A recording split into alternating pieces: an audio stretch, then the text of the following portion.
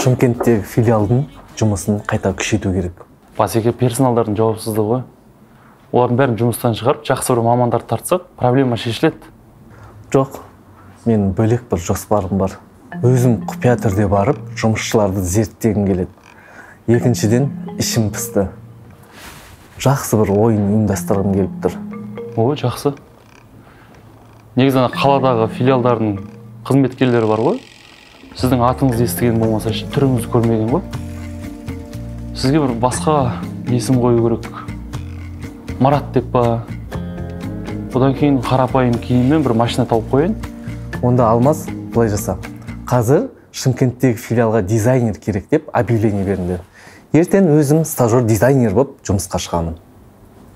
Жарнаманы көре салғаным дұрыс болды, я, Руслан. Кубеевтің дүкенінде жұмыс істеу анау-мынау дизайнердің қолы жете бермейтін белес. Қымбат киініп алғаның жақсы болды, я. Әйтпесем үсті басыңа қарап менсінбей алмай қояр дағы жұмысқа. Қайдағы жұмыс?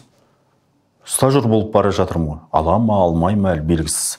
Алады, неменеге алмайды? Жан деп алады. Сен сияқты мықты дизайнерді. Қазақша шапандарды заманауи үлгіде шығару өзіңнің арманың еді ғой. Жақсылап көрсет өзіңді. Жарай ма? Аха, көреміз. Айтпақшы. Жездемнің джипін алып қойған уақытша. Осымен бар крутой бол. Ол не үшін? Өтімді боласың осымен бар.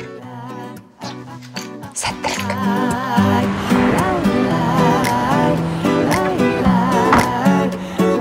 Ал, көлік құтты болсын, Марат мырза. Марат деген атқа үйрену керек болды. Мына киімге де үйрену керек сізге. Жақсы.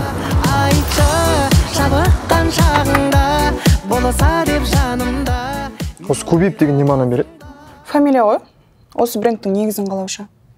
Бірақ прикинь, оны ешкім көрмеген. Публикадан қорқа ма бірдеңе? Анадай Forbes деген журналарға да шықпаған болса үйреті? Шықса не істейін деп едің оны? Қаусыраған 80-дегі шал шығар ол. Алло. Кім? Бүгін ба? Не болып қалды Басеке? Есекті айтсам құлағы көрінеді. Кубеев бүгін жасырын тексеріске келеді. Қашан? Қазір! Шешен үстің деген. Ай!